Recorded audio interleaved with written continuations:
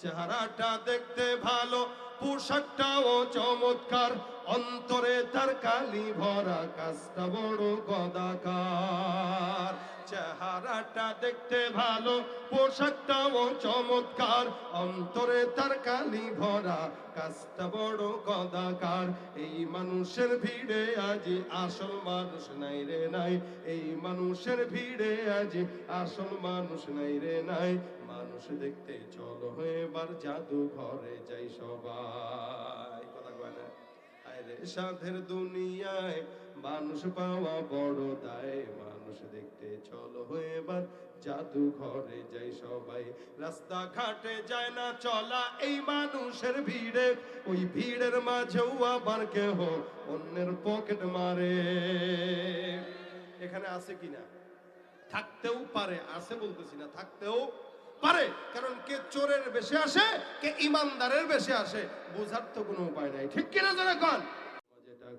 কি হবে ছাত্র সেজে চুমুকে সনদ খানা, যদি হয় বিদ্যালয়টা পতি তাদের আড্ডাখানা। কি হবে ছাত্র সেজে চুমুকে সনদ খানা, যদি হয় বিদ্যালয়টা পতি তাদের আড্ডাখানা। এর চেয়ে মরাই ভালো, দেশ ছেড়ে যাওয়াই ভালো, এর চেয়ে মরাই ভালো, দেশ ছেড়ে যাওয়াই ভালো। কি হবে ধোঁকা দিয়ে আল্লাহকে, কি হবে বেঁচে থেকে অযথা বিদ্যা শিখে, যদি না গড়তে পারি শোষণবিহীন সমাজটাকে। কি হবে শেষ নবীজির উম্মত বলে দাবি করে, যদি ওই নবীর চেয়ার কাদিয়ানীরা দখল করে। নবীজির জন্য যদি রক্তের বহেও নদী, নবীজির জন্য যদি রক্তের বহে নদী, তবুও হটবো না এই দাবি থেকে। কি হবে বেঁচে থেকে অযথা বিদ্যা শিখে, যদি না করতে পারি শোষণবিহীন সমাজটাকে। আল্লাহ পাক আজকের মজমাকে কবুল করুক, জোরে বলেন আমিন। আল কোরআনের সৈনিক আমি, নেই তো কোনো ভয়, এক আল্লাহর গোলাম আমি, এই তো পরিচয়। ঠিক কিনা? এই পৃথিবীর সবই নকল, এই পৃথিবীর সবই নকল, আসল কিছুই নয়, এক আল্লাহর গোলাম আমি, এই তো পরিচয় আমার, এই তো পরিচয়। কোরআন হাদিস শাসনতন্ত্র রাসূল আমার নেতা, উৎসাহ মোর চির অম্লান, ইতিহাস বীর গাথা। কোরআন হাদিস শাসনতন্ত্র রাসূল আমার নেতা, উৎসাহ মোর চির অম্লান, ইতিহাস বীর গাথা। এক আল্লাহ ছাড়া আমার দিলে, এক আল্লাহ ছাড়া আমার দিলে নেই তো কারো ভয়, এক আল্লাহর গোলাম আমি, এই তো পরিচয় আমার, এই তো পরিচয়। আল কোরআনের সৈনিক আমি, নেই তো কোনো ভয়, এক আল্লাহর গোলাম আমি, এই তো পরিচয় আমার, এই তো পরিচয়। কার গোলাম? আল্লাহর গোলাম আমরা। আল্লাহ পাক তার গোলামির জন্যই দুনিয়াতে প্রেরণ করেছেন, এটা প্রত্যেকটা বান্দার কাজ। আল্লাহ পাক বান্দাকে বানিয়েছেনই গোলামির জন্য। মা খালাকতুল জিন্না ওয়াল ইনসা ইল্লা লিয়াবুদুন। এই জমিনে প্রত্যেকটা ইনসান আর জিন্নাতকে আল্লাহ পাক একমাত্র শুধুমাত্র মাওলার গোলামির জন্য পাঠিয়েছেন। গোলামি গোলামির মতোই করা লাগে। আপনাকে আপনার মুনিব যদি বলে তোমাকে একটা কাজ দিলাম, কি কাজ? যাও বাজার থেকে আমার জন্য 10 কেজি মিষ্টি নিয়ে আসবা। আপনি বাজারে গেলেন ও মিষ্টিও আনলেন, কিন্তু মুনিবের কথা মতো আনেন নাই, 20 কেজি নিয়ে আসছেন 10 কেজির জায়গায়। মুনিব বেশি খুশি হবে নাকি বেজার হবে? টাকা দিছে 10 কেজির, নিজের পকেট থেকে ঢুকায়া 20 কেজি আনছেন, কেন? সামনে যেন আর কিনা না লাগে, মোটামুটি অনেকদিন চলবে। মুনিব বলবে তোমার মাতবরি করতে বললো কে? বললাম 10 কেজি, তুমি আনলা 20 কেজি।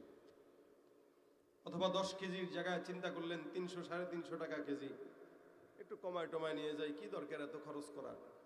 আপনি 5 কেজি নিয়ে গেলেন, তার লাগবে 10 কেজি। এবারও কি মুনিব বেজার হবে না খুশি হবে?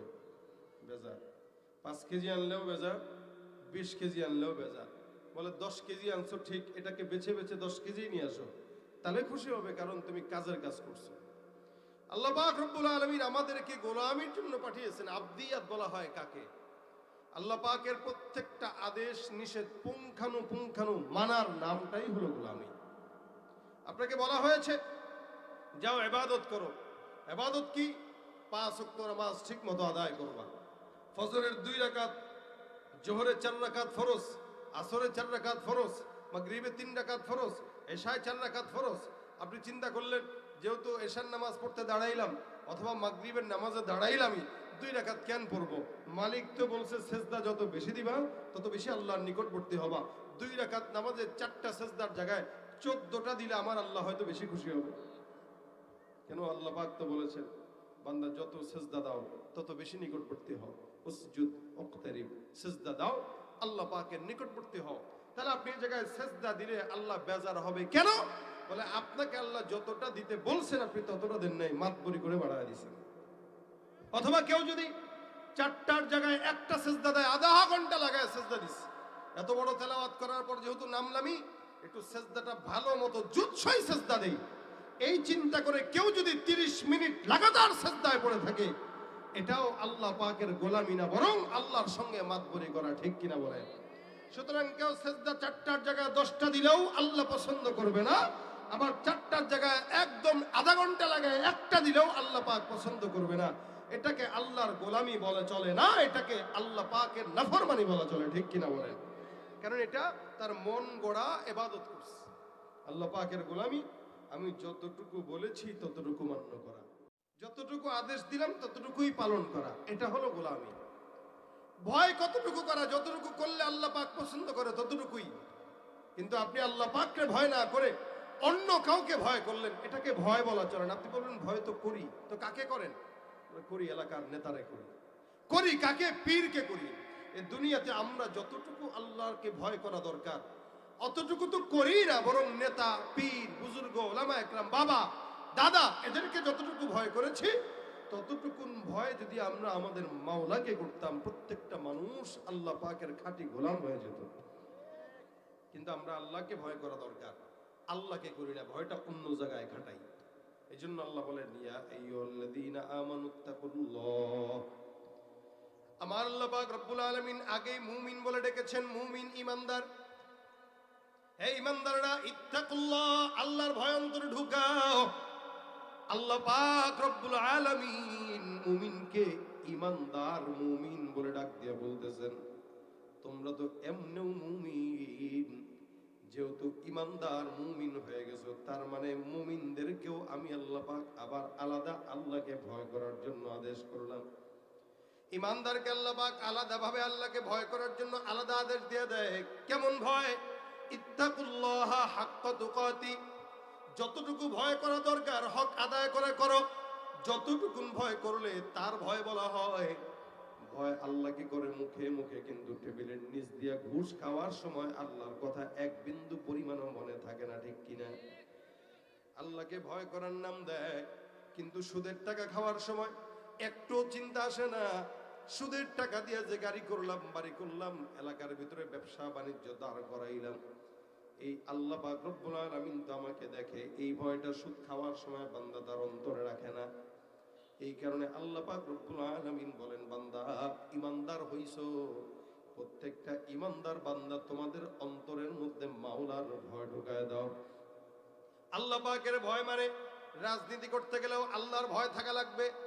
রাজনীতি, আমাদের দেশের রাজনীতি হইলো নোংরা রাজনীতি। রাজনীতি মানে এর মারো তেতারে কাটো। ঠিক কিনা বলেন? আমাদের দেশের রাজনীতি মানে চুরি চামারির রাজনীতি।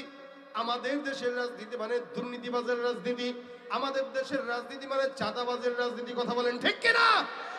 যার কারণেই তো 53 বছর ধরে ক্ষমতার পালাবদল চলতেছে, কিন্তু শান্তি আশা করা যায় না। একদল ক্ষমতায় বসে আরেক দল যায়, একদল ক্ষমতায় আসে আরেক দল বিদায় হয়। যারা যায় যারা আসে সবগুলো সমান, প্রত্যেকটাই চোরের দল, একটাও কিন্তু ভালো না। ভাইরা আমার, চাঁদাবাজ বন্ধ হয়েছে নি? গন্ধ কথা কয় না। চাঁদাবাজি বন্ধ হয়েছে না? আগেও ছিল, এখনো আছে, হাতটা বদল হয়েছে। এই কারণে মুসলমান বলতেছে, আল্লাহর ভয় যদি থাকতো চাঁদাবাজি থাকতো না, দুর্নীতি থাকতো না। আল্লাহর ভয় যদি থাকতো দিনে দুপুরে ডাকাতি চলতো না। আল্লাহর ভয় যদি থাকতো দিনে দুপুরে অন্যায়ভাবে কারো জায়গা চুরি করা লাগতো না। আল্লাহর ভয় প্রকৃতভাবে যদি থাকতো, দুনিয়ার কোনো বান্দা অন্যের হক নষ্ট করে খেতে পারতো না। আল্লাহর ভয় যদি প্রকৃত থাকতো, রমজান মাসের দোকানপাটে পর্দা লাগায় ভিতরে মজ মস্তি আর বিড়ি সিগারেট টানা যেত না। আমাদের দেশের মুসলমানরা ইমানদার দাবি করে, কিন্তু রোজার মাস আসলে সব পর্দাওয়ালা হয়ে যায়। পর্দা লাগায় লাগায় সিগারেট টানে, রুটি খায়, কলা খায়, নাস্তা করে। এরাও মুসলমান দাবি করে, মুমিন দাবি করে, ইমানদার দাবি করে, কিন্তু আল্লাহর ভয় দিলের ভিতরে থাকলে এগুলো করতো। সব দাবিদার, কিন্তু মানার মতো কামিয়াবি নাই। আল্লাহ পাক রব্বুল আলামিন বলে, শোনো, ইমানদার যারা তারা বলবে ক্বালু সামি'না ওয়া আতা'না, এরা শুনবে মানবে। আর বেঈমানরা বলে সামি'না ওয়া আসাইনা, এক কান দিয়া শুনে আরেক কান দিয়া গরু ছাগলের মতো বের করে দেয়। আমার আল্লাহ ডাক দিয়া বলে, এগুলো সব হলো হায়াওয়ান আর জানোয়ারের মতো, ঠিক কিনা? লাহুম কুলুবুল লা ইয়াফকাহুনা বিহা ওয়া লাহুম আ'য়ুনুন লা ইবসিরুনা বিহা ওয়া লাহুম আযানুন লা ইয়াসমাউনা বিহা উলাইকা কাল আন'আম বাল হুম আযাল উলাইকা হুমুল গাফিলুন। একদল বান্দা যারা নিজেরা নিজেদেরকে মুমিন দাবি করে, কিন্তু এরা মুমিন দাবি করলেও সুদের টাকা খায়, ঘুষের টাকা খায়, দুর্নীতি করে, জেনা ব্যভিচার করে। আল্লাহ পাক বলেন এদের কলব আছে, কিন্তু তারা কলব দিয়া চিন্তা করে না। আল্লাহ পাক বলেন তাদের চক্ষু আছে, লেকিন আল্লাহর চক্ষু দিয়া তারা দেখে না। আল্লাহ পাক বলেন তাদের কান আছে, কিন্তু তারা কান দিয়ে শুনে না। আল্লাহর কোরআন শুনে না, কিন্তু অন্য গান ঠিকই শুনে। বাদামের নাটক ঠিকই দেখে, অন্য যাত্রা পালা গানে ঠিকই গান যায় শুনে। ওই বেগানা নারীর দিকে ঠিকই নজর দেয়। আল্লাহ পাক ডাক দেয়া কয়, অন্তর থাকতেও বুঝে না, কান থাকতেও শুনে না, চক্ষু থাকতেও দেখে না। বুড়া হয়ে গেছে, 80 বছর বয়স, স্কুলের দরজার কিনারায় চায়ের দোকানে বসে বসে ওই ছোট ছোট মেয়েদের দিকে নজর দেয়, কিন্তু আল্লাহর কালামের দিকে নজর দেয় না। আছে না নাই? চোখ আছে কিন্তু দেখে, দুনিয়ার সব দেখে, আল্লাহর কোরআন দেখে না। দুনিয়ার সব গানের আওয়াজ শুনে, আল্লাহর কালামের আওয়াজ শুনে না। আল্লাহ পাক বলেন, এ বান্দা কোরআন কি বলে, গরু ছাগল হায়াওয়ান জানোয়ার কোরআন তেলাওয়াত করে না, তারাও কোরআন শুনে না, তারাও কোরআন দেখে না। তুমি একজন ইমানদার মুসলমান দাবি করো, তুমিও কোরআন দেখো না, তুমিও কোরআন শোনো না, তুমি কোরআন দিল থেকে অনুধাবন করো না। তার মানে তোমার মধ্যে আর কুকুর, ছাগল, বিড়াল, হায়াওয়ান জানোয়ারের মধ্যে কোনো তফাৎ নাই। তুমিও নিজেকে মানুষ দাবি করো, ইমানদার দাবি করো, কিন্তু কোরআন পড়ো না, কোরআন শোনো না, কোরআন বুঝো না।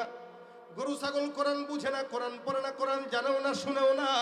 তার মানে তোমার ভিতরে তার ভিতরে কোনো পার্থক্য নাই। আর যেগুলো আছে, কিছু কিছু বান্দা আছে, এরা মানুষ দাবি করলে এগুলো হায়াওয়ান জানোয়ারের চাইতেও খারাপ। কেমনে খারাপ? দেখবেন এলাকার ভিতরে এমন কোনো অন্যায় নাই যে অন্যায়টা সে করে না। এলাকায় যত চাঁদাবাজি, দুর্নীতি, মানুষ হত্যা, সবকিছুর ভিতরে কিছু টাইপের লোকরা আছে, তারা প্রতিনিয়ত জড়িত আছে না নাই? এলাকার ভিতরে মারামারি লাগলে ভাড়া করে নিয়ে যায়, মারবি খালি তুই, তোর কাম এটা। মানে ভাড়া করা সন্ত্রাস। এলাকার ভিতরে চাঁদাবাজি, দুর্নীতি, মাদক দ্রব্য, সমস্ত অন্যায় কাজ, অশ্লীল কাজ, এমন কোনো কাজ নেই যেই কাজটা সে করে। আমার আল্লাহ পাক ডাক দেয়া বলে, গরু ছাগল যেই কাজ করে না সেই কাজ তুমি করো, হায়াওয়ান জানোয়ার যেই কাজ করে না সেই কাজ তুমি করো। চাঁদাবাজি একটা কুকুর করে না, কিন্তু তুমি করো। দুর্নীতি একটা হায়াওয়ান করে না, কিন্তু তুমি করো। আল্লাহ পাক বলে, যেই কাজটা কুকুর, বিড়াল, হায়াওয়ান জানোয়ার করে না, ওই কাজ তুমি ইমানদারের খাতায় নাম লেখা করার কারণে আমি আল্লাহ বললাম তুমি গরু, ছাগল, হায়াওয়ান জানোয়ারের চাইতেও খারাপ, ঠিক কিনা?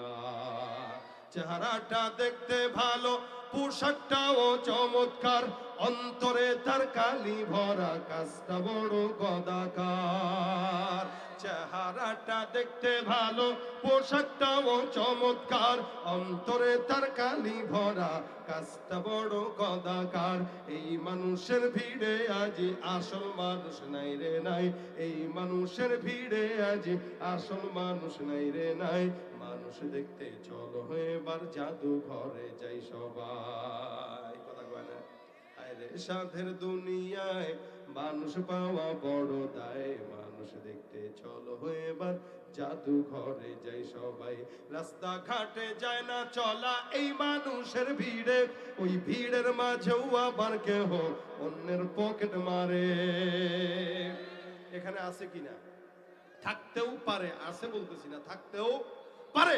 কারণ কে চোরের বেশে আসে, কে ইমানদারের বেশে আসে, বোঝার তো কোনো উপায় নাই। ঠিক কিনা জোরে কোন? মসজিদে যখন চোরে যায়, চোরের বেশে যায় না মুসল্লির বেশে যায়? কিসের বেশে? টুপিটা মাথায় দিয়ে গেছে, দাড়িটাও রেখে গেছে, বের হওয়ার সময় জুতা নিয়ে চলে গেছে। এত বিশাল বড় মুসল্লি পাগড়ি লাগিয়ে আসছে, টুপি লাগিয়ে আসছে, দাড়ি লাগিয়ে আসছে, কিন্তু আরেকজনের জুতা চুরি করে নিয়ে গেছে। তার মানে এটাকে মুসল্লির বেশে চোর ঢুকছে, এটা আসলেই মানুষের মতো দেখা যায়, ইমানদারের মতো দেখা যায়, কিন্তু ইমানদার নয়, মানুষের কাতারেও পড়ে না। ঠিক কিনা? গর্ব সুরত আদমি ইনসা বুদে আহমদ বু জাহল হাম একসা সুদে। ভাইরা আমার, চেহারা দেখতে মানুষের মতো লাগলে মানুষ বলা যায় না। আবু জাহেল, আবুল আহাব, মুহাম্মদুর রাসূলুল্লাহর চেহারা কাছাকাছি ছিল, কারণ চাচা ভাতিজা, কিন্তু আসলে মুহাম্মদ ছিল জামানার মধ্যে সবচেয়ে শ্রেষ্ঠ মানুষ। কিন্তু আবু জাহেলের মতো শয়তান এই পৃথিবীতে আর কেউ আছে নাকি? জোরে গন্ধ। ভাইরা আমার, এই কারণে চেহারা সুরাতে মানুষের মতো লাগলেই মানুষ বলা যায় না। আমার আল্লাহ পাক বলেন, ইমানদার দাবি করলে ইমানদার হওয়া যায় না। আমিনান নাসি মান ইয়াকুলু আমান্না বিল্লাহি ওয়া বিল ইয়াউমিল আখির ওয়া মা হুম বিমুমিনিন। একদল মানুষ আছে যারা নিজেরা নিজেদেরকে ইমানদার দাবি করে। আল্লাহ পাক ডাক দিয়া কয়, এরা যতই মুমিন দাবি করুক না কেন, একটাও মুমিন না, একটাও ইমানদার না। এরা ইমানদার মুমিন দাবি করে, কিন্তু আমি আল্লাহ বললাম ওমা হুম বিমুমিনিন, এগুলো সব হলো বেঈমান, সব হলো নালায়েক, সব হলো নাফরমান। এরা দাবি করতে পারে কিন্তু ইমানদার হতে পারে না। ঠিক কিনা? ভাইরা আমার, খুব বুঝবেন, এই কারণে আল্লাহ পাক বলেন, ইয়া আইয়ুহাল্লাযীনা আমানু, হে মুমিনের দল, ইমানদাররা, তোমরা মুত্তাকি হয়ে যাও। ইত্তাকুল্লাহ হাক্কা তুকাতিহি, ভয় করার মতো আল্লাহকে ভয় করো। ভয় করা যদি কোনো বান্দা ভয় করে, আল্লাহ পাক রব্বুল আলামিন বলেন, ইন্না আকরামাকুম ইনদাল্লাহি আতকাকুম, তোমাদের ভিতরে আল্লাহর কাছে সবচেয়ে সম্মানিত তারা যারা আল্লাহকে যত ভয় করে, যেই বান্দা যত বড় মুত্তাকি। এই জন্য আল্লাহ পাক বলেন, মুত্তাকিদের জন্য পুরস্কার, ওয়া ইয়াত্তাকিল্লাহা ইয়াজআল লাহু মাখরাজা।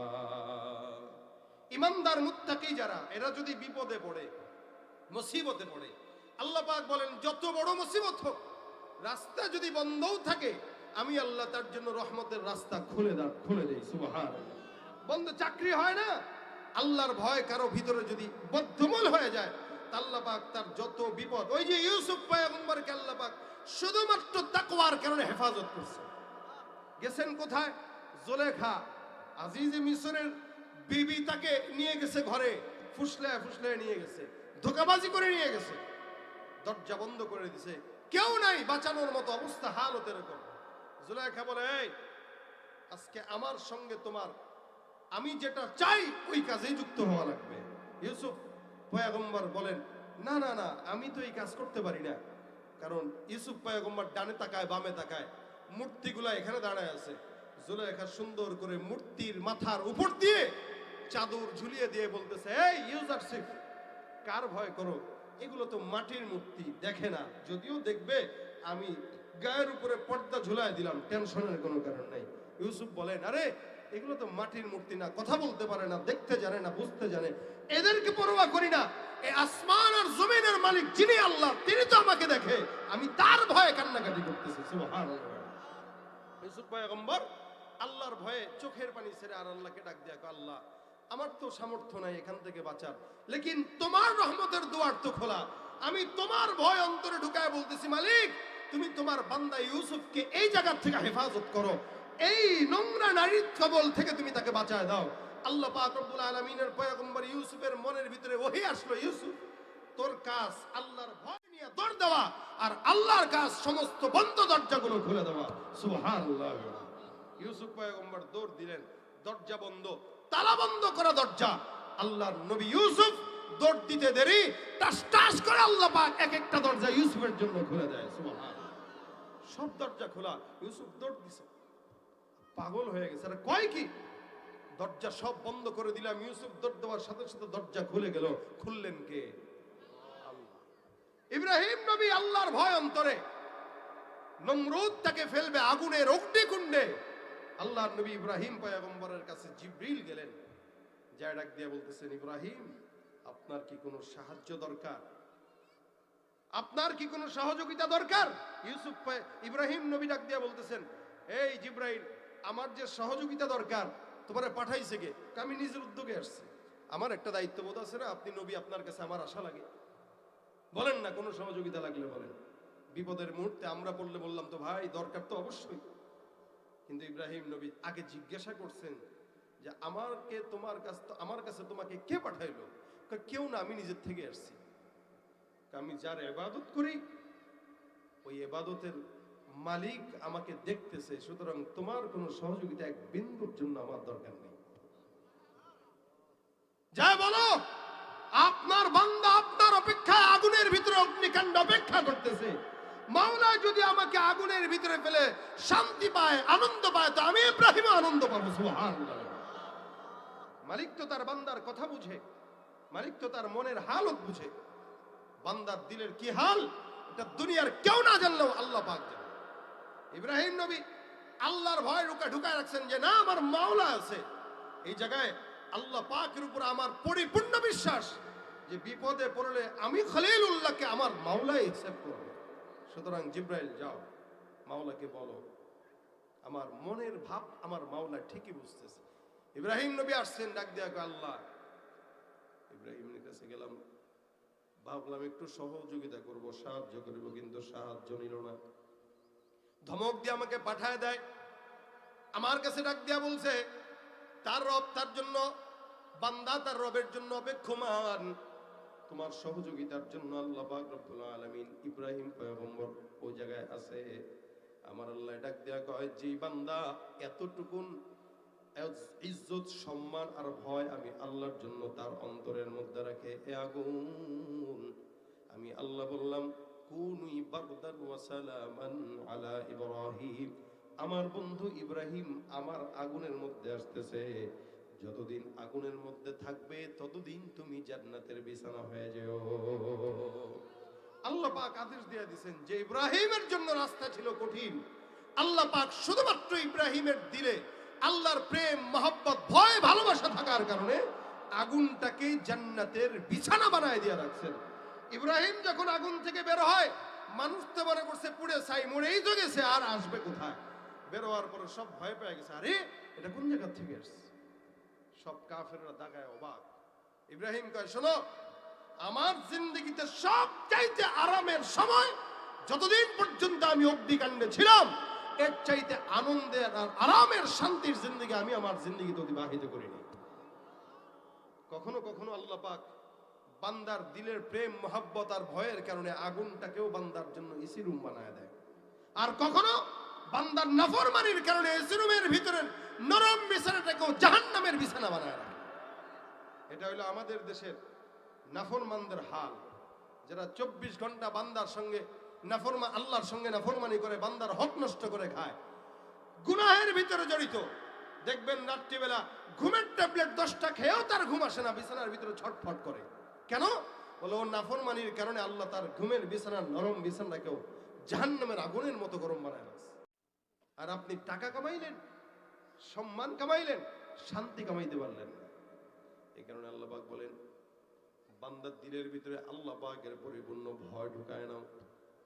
রমজান সামনে আসতেছে, এই রমজানে আল্লাহ পাকের ভয়টা পরিপূর্ণ ঢুকানোর সময় আল্লাহ পাক রব্বুল আলামিন বলেন, কুতিবা আলাইকুমুস সিয়াম কামা কুতিবা আলাল্লাযীনা মিন ক্বাবলিকুম লাআল্লাকুম তাত্তাকুন।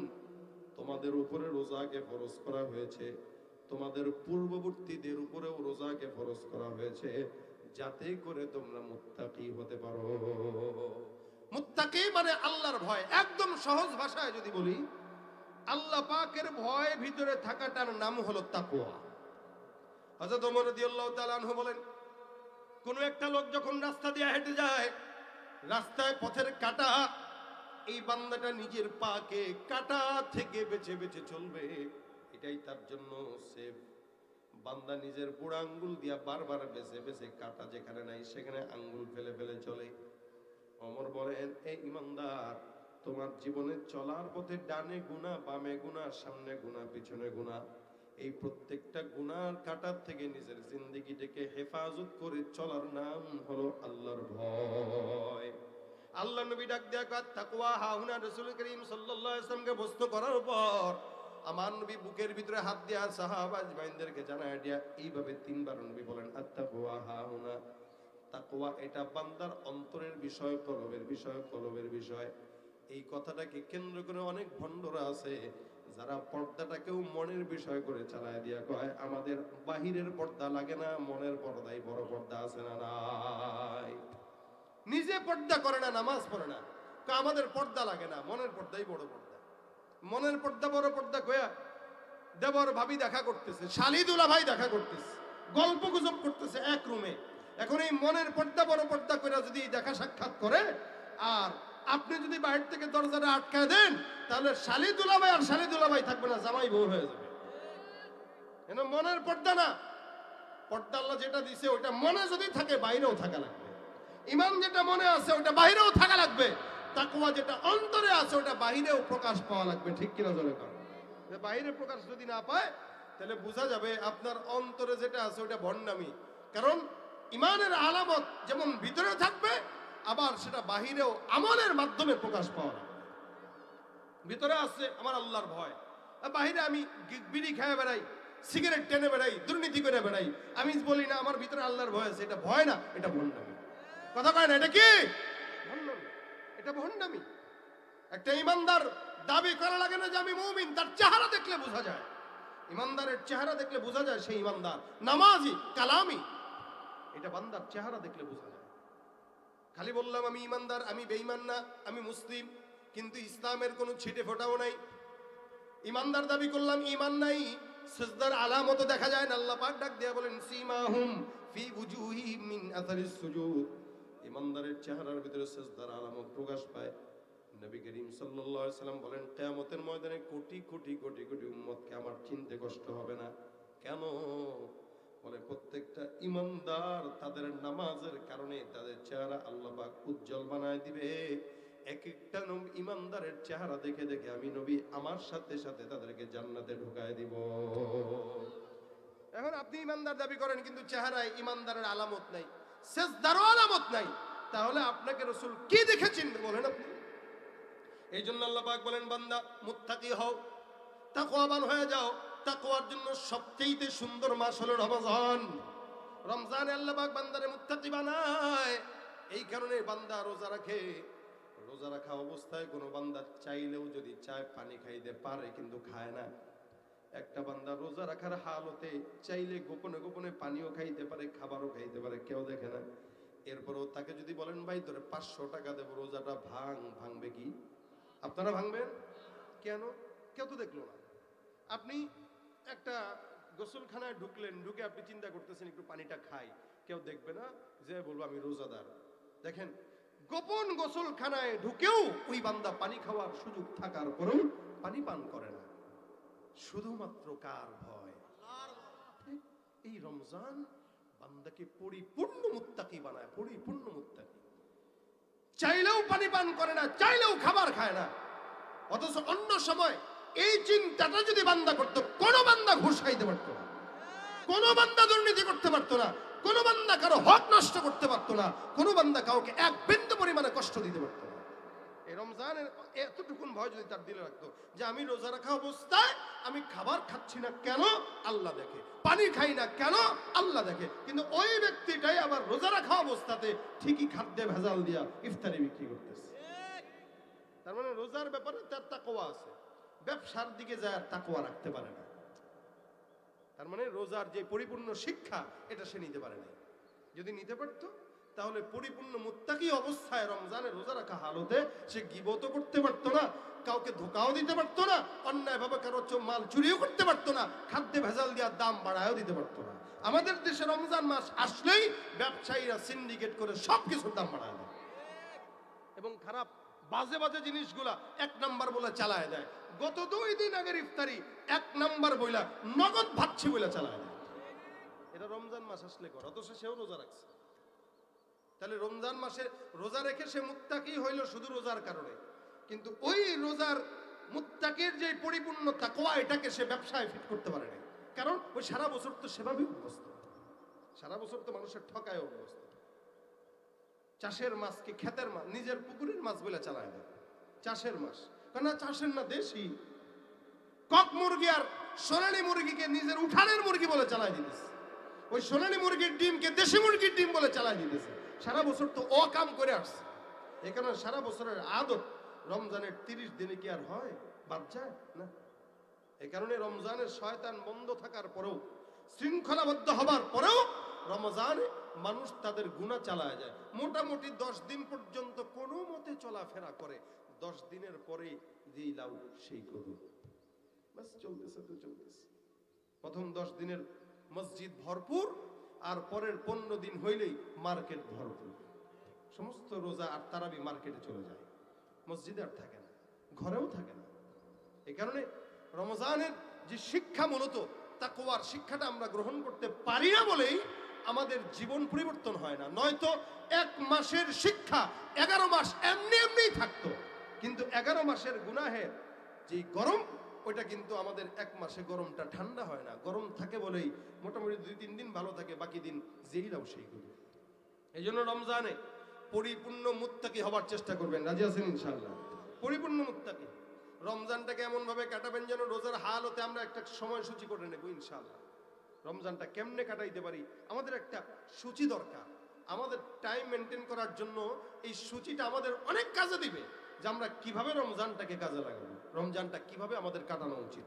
রাসূল কিভাবে কাটিয়েছেন, সাহাবারা কিভাবে কাটিয়েছেন, সালাফরা কিভাবে কাটিয়েছেন, খালাফরা কিভাবে কাটিয়েছেন, প্রত্যেকটা মানুষ যদি আমরা সাহাবা রাসূলদের জীবনী থেকে আমরা পড়ি, তাহলে আমাদের রমজানটা পরিপূর্ণ তাদের মতোই কাটবে। কিন্তু আমরা পড়ি না, মোবাইল চালালে সময় কুল পাই না, পড়বো কখন? রমজান আসলে আমরা সময়সূচি বের করি যে কিভাবে রমজান কাটাবো, এখন থেকেই প্রস্তুতি নেওয়া।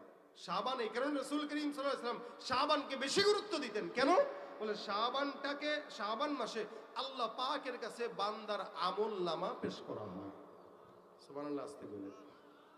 এই যে এই মুহূর্তে যদি আমাদের আমলনামা আল্লাহর কাছে যায়, তাহলে এখন আমাদের আমলনামা এভাবে যাচ্ছে যে আল্লাহ, ওই এলাকার কিছু ইমানদার বান্দারা আপনার ইলমি দ্বীনি কিছু মুযাকারায় তারা সময় ব্যয় করতেছে, আলহামদুলিল্লাহ আমাদের আমলনামা আল্লাহর কাছে ভালো হিসেবেই যাবে। কিন্তু মাগরিবের পরে যদি আবার চায়ের আড্ডাখানায় বসে গীবত করি, আর ওই সময় যদি আমলনামা যায়, তাহলে গীবতকারী হিসেবে আমলনামা পেশ হয়। এই কারণে রাসূল সাল্লাল্লাহু আলাইহি ওয়াসাল্লাম শাবানে বেশি বেশি রোজা রাখতেন, যাতে করে আল্লাহর নবীর আমলনামা আল্লাহর কাছে রোজাদার হিসেবে পেশ করা হয়। এই কারণে রাসূল রোজা রাখতেন, বেশি বেশি শাবানে ইবাদত করতেন। আর মাত্র হাতে গোনা 13-14 দিন বাকি আছে, এখন থেকে নিয়ত করেন না আর কোনো নেকের কাজ করতেন না পারলেও গুনাহের কোনো কাজ করব না। নেকের কাজ তো আমরা পারি না করতে, কিন্তু গুনাহের কাজ অন্তত করব না, ছেড়ে দিব। এটা আমাদের আদত থাকা উচিত। রমজানে সময়সূচি করেন, প্রথম রমজানটা কিভাবে কাটাইলাম, আবার দ্বিতীয় রমজানে প্রথম রমজানের মুহাসাবা করেন পরিবারের সাথে, যে আমাদের গতকাল আমরা কিভাবে কাটাইছি, আজকে যেন সেভাবেই কাটে, যেন এক বিন্দু পরিমাণে কোতাহি না হয়। এটা পরিবারের সঙ্গে বসে বসে যদি ডিসকাস হয়, তাহলে দেখবেন আমলের জজবা থাকবে, কমবে না। সাহারির সময় উঠবেন, বাচ্চাকে উঠাবেন, বিবিকে উঠাবেন, একসাথে উঠে একটু 2-4 রাকাত তাহাজ্জুদ পড়ে একসঙ্গে মোনাজাত করবেন। কত জান্নাতি পরিবেশ এগুলো। একসঙ্গে মোনাজাত ধরে আল্লাহর কাছে চেয়ে 20 মিনিট আগে খাওয়া শুরু করে দিবেন, 15 মিনিটে খেয়ে পানি টানি খেয়ে আল্লাহর কাছে একটু দোয়া টোয়া করে সোজা মসজিদে চলে যায় ফজরের নামাজটা জামাতের সঙ্গে আদায় করেন। ফজরের নামাজের পরে একটু এসে ঘুমাইলেন, চাকরিতে চলে গেলেন। জোহরের নামাজের পর আবার জামাতের পড়ার সাথে সাথে জোহরের পরে পারলে একটু কোরআন তেলাওয়াত করেন। এটা সময়সূচি বানায় নেন যে 5 পৃষ্ঠা হলেও পড়ব। এরপরে যখন বাসায় চলে আসেন, আসরের নামাজের পরে নিজের বিবি, নিজের মা, নিজের পরিবারের সাথে ইফতারের আইটেম বানানোতে একটু সহযোগিতা করেন, সওয়াব হবে। কারণ আমাদের দেশে মা বোনরা ইফতারের আইটেম বানাইতে কম বানাইলেও স্বামীরা রাগ করেন যে কি বানাইলা, কি করলা সারাদিন। তা আপনি আপনার বিবির সঙ্গে একটু কাজে লাগেন, ইফতারের আইটেমে সহযোগিতা করেন। ইফতারের আইটেম যখন বানানো শেষ, আবার পরিবারকে নিয়ে 4 জন হন পরিবারের সদস্য, 3 জন হন অথবা 2 জন হন, এই 2 জন মিলেই বসে যান ইফতারকে সামনে নিয়ে। একটু কোরআন তেলাওয়াত 2 জন মিলে পড়েন, 100 বার করে ইস্তেগফার আর দুরূদ শরীফের আমল করে ইফতার মুহূর্ত সামনে নিয়ে আল্লাহর কাছে চান। নবী বলেন, যা চাবে আল্লাহ পাক ইফতারের আগ মুহূর্তে সব কবুল করেন। এগুলো আমাদের ঘরে আমল হয় না। আমাদের বিবিরা ইফতার বানাইতে বানাইতে বেহুশ হয়ে যায়, আর আমরা ইফতার সামনে নিয়ে গল্প করি আর ছবি তুলে ফেসবুকে দেই, বন্ধুরা দোয়া করেন যেন ইফতার কবুল করে। মানে ফেসবুকে ছবি দিয়া আল্লাহর কাছে মুনাজাত তুলে দোয়া চায় না, ফেসবুকে সব নাফরমানদের কাছে দোয়া চাইতেছে।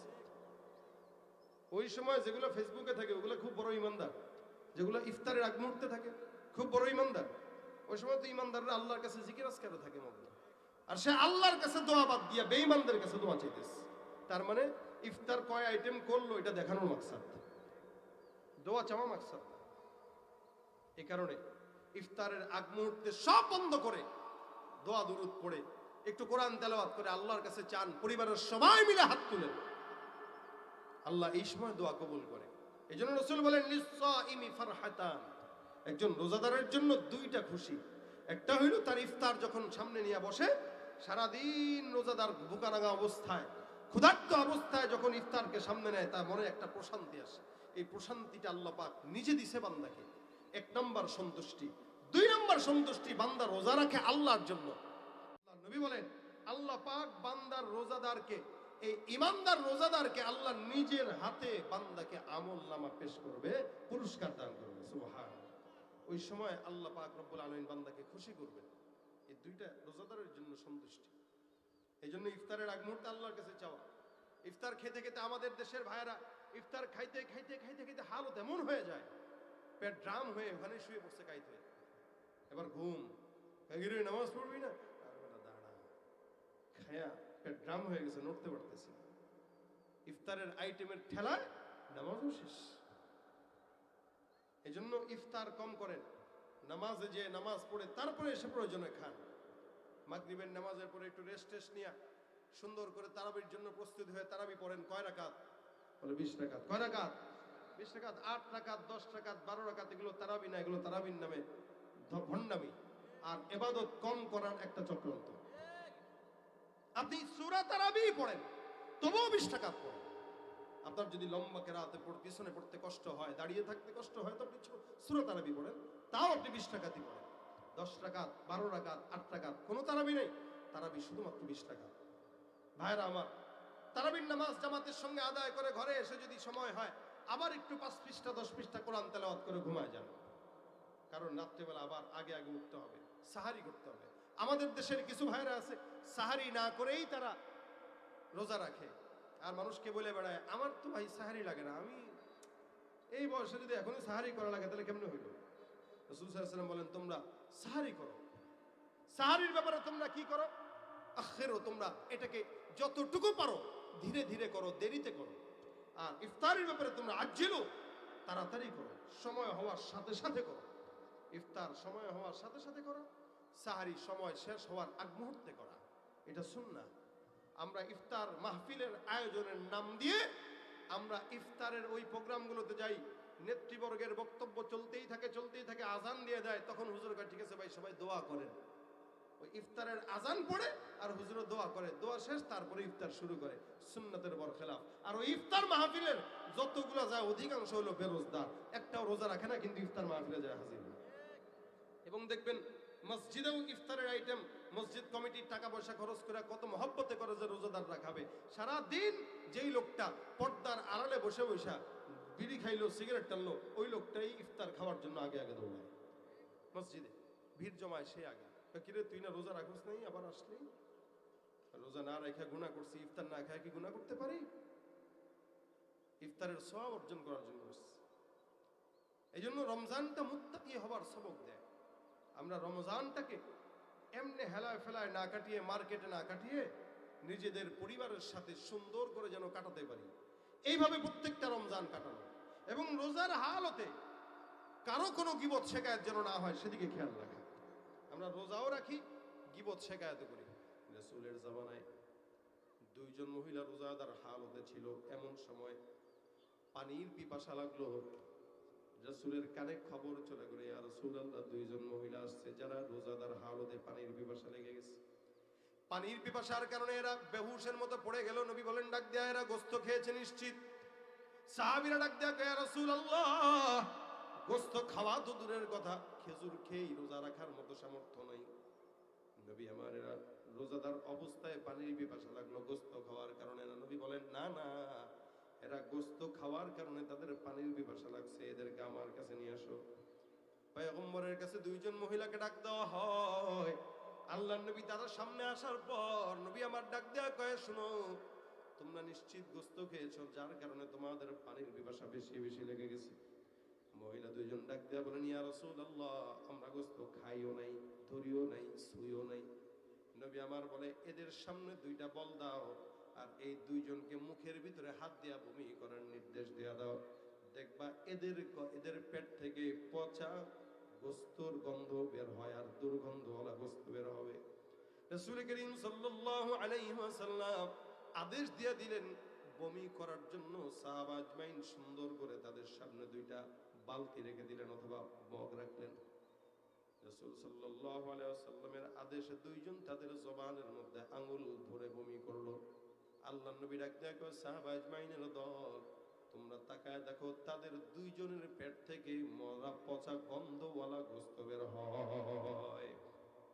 সাহাবীরা দেখে অবাক, ইয়া রাসূলুল্লাহ, বুঝলাম না তারা গোস্ত খায় নাই, কিন্তু কেন গোস্ত বের হয়?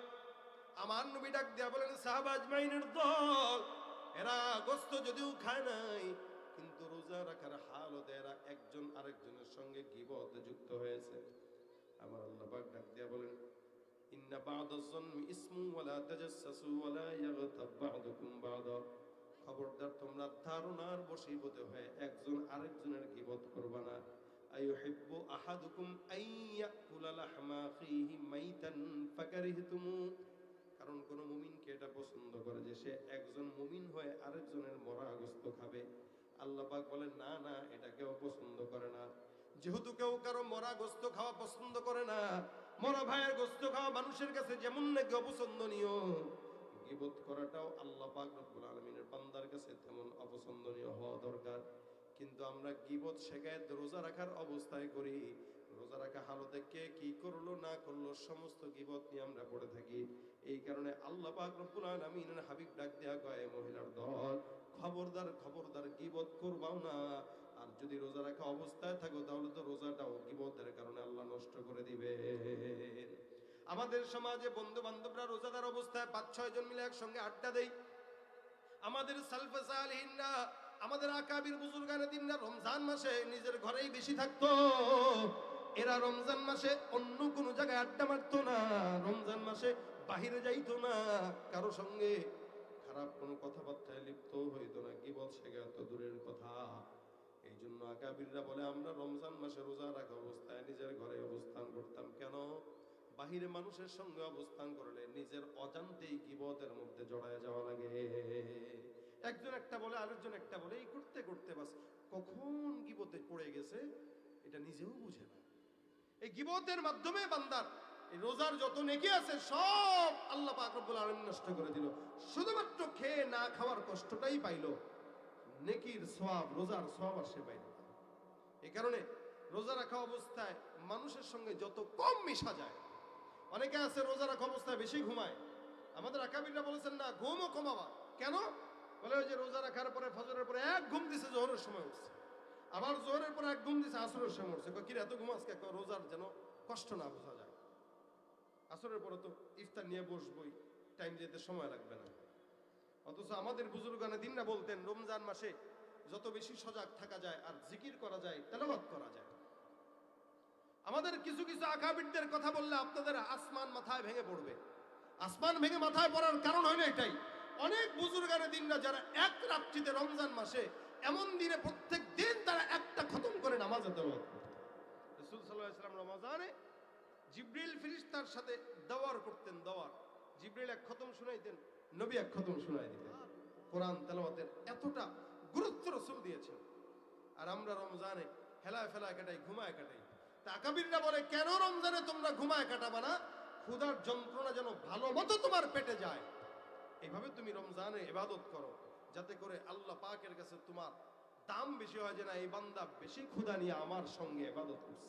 কারণ রোজাটা আমার, as-sawmuli wa ana ajzi bi, এই রমজানের সওয়াবটা আমি আল্লাহ আমার হাতে বান্দাকে নিয়ামত দান করে পুরস্কার বিতরণ করে দেব। সুবহানাল্লাহ। এই যে সেহরি, ইফতার, তারাবি, এগুলো একটা মুমিনের অনেক বড় আনন্দের একটা সময়। রমজান আসার আগে একটা অনুভব হয়, আবার রমজান চলে যাওয়ার পরেই মনে পড়ে। ঠিক কিনা জোরে কর। সেহেরিতে জাগার মাঝে মুমিন যে পায় কি শান্তি, তারাবিতে দূর করে দেয় সকল বিভেদ ভ্রান্তি। সেহেরিতে জাগার মাঝে মুমিন যে পায় কি শান্তি, তারাবিতে দূর করে দেয় সকল বিভেদ ভ্রান্তি। ইফতারিতে সুখ অনাবিল তাহার মাঝে নেই যে ফাঁক, ইফতারিতে সুখ অনাবিল তাহার মাঝে নেই যে ফাঁক। শোনো মানুষ ডাকছে তোমায় রমজানুল মোবারক, সৃষ্টি যত সবার মাঝে সুখের হাওয়া বয়ে যাক। শোনো মানুষ ডাকছে তোমায় রমজানুল মোবারক, রহমতে দেয় ভরে দেয় মাগফিরাতের দ্বার খোলা। পাপী যত হও গুণত আছো যত পদ ভোলা, রহমতে দেয় ভরে দেয় মাগফিরাতের দ্বার খোলা। পাপী যত হও গুণত আছো যত পদ ভোলা, আসলে ফিরে নাজাত পাবে আল্লাহ তাআলার শুনলে ডাক। শোনো মানুষ ডাকছে তোমায় রমজানুল মোবারক, সৃষ্টি যত সবার মাঝে সুখের হাওয়া বয়ে যাক। সৃষ্টি যত সবার মাঝে সুখের হাওয়া বয়ে যাক। শোনো মানুষ ডাকছে তোমায় রমজানুল মোবারক, শোনো মানুষ ডাকছে তোমায় রমজানুল মোবারক। ঠিক না? রমজানটাকে সুন্দর মতো পালন করবো তো ইনশাআল্লাহ। পরিপূর্ণ মুত্তাকি হবার জন্য রমজানকে সুন্দর মতো পালন করেন। রমজানে রোজা রাখা অবস্থায় বেশি বেশি কোরআন তেলাওয়াত, বিশেষ করে যুবকরা যারা আছেন, মুরব্বী যারা কোরআন তেলাওয়াত পড়তে জানেন না, আপনাদের কাজ হলো রমজানে কোনো মসজিদের কোনো ইমামের কাছে অথবা মাদ্রাসার কোনো হুজুরের কাছে প্রত্যেক দিন কমাস কম আধা ঘন্টা সময় দেন।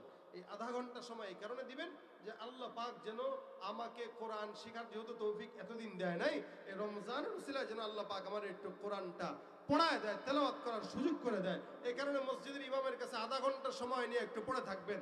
ইনশাআল্লাহ রমজানে তেলাওয়াত যত বেশি করবেন, এক একটা অক্ষরে 10টা নেকির পরিবর্তে 70 গুণ সওয়াব আল্লাহ দান করবেন। কথা কয় না? কয় গুণ? কথা কয় না। 70 একে কয় নাকি? বলেন জোরে বলেন, একে কয় নাকি? 70 নাকি। সারা বছর দান সদকা তেমন করেন নাই, কিন্তু রমজানে 1 টাকা করে প্রত্যেক দিন যদি পারেন দান করবেন। বেশি পারলে বেশি দান করবেন, পারলে 100 টাকা করে হলেও দান করবেন।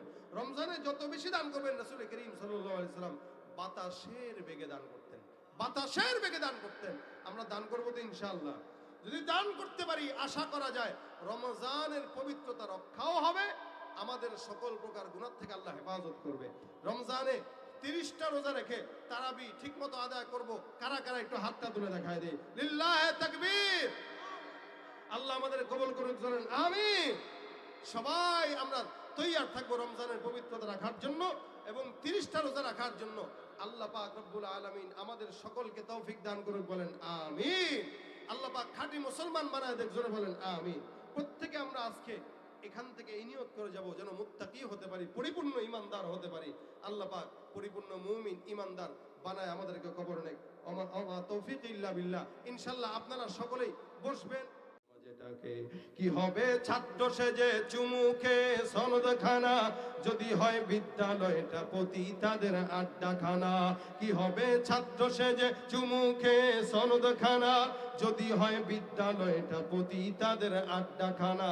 এর চেয়ে মরাই ভালো, দেশ ছেড়ে যাওয়াই ভালো। এর চেয়ে মরাই ভালো, দেশ ছেড়ে যাওয়াই ভালো। কি হবে ধোঁকা দিয়ে আল্লাহকে, কি হবে বেঁচে থেকে অযথা বিদ্যা শিখে, যদি না গড়তে পারি শোষণবিহীন সমাজটাকে। কি হবে শেষ নবীজির উম্মত বলে দাবি করে, যদি ওই নবীর চেয়ার কাদিয়ানীরা দখল করে। নবীজির জন্য যদি রক্তের বহে নদী, নবীজির জন্য যদি রক্তের বহে নদী, তবুও হটবো না এই দাবি থেকে। কি হবে বেঁচে থেকে অযথা বিদ্যা শিখে, যদি না গড়তে পারি শোষণবিহীন সমাজটাকে। আল্লাহ পাক আজকের মজমাকে কবুল করুক, জোরে বলেন আমিন। এই বইগুলো খরিদ করবেন।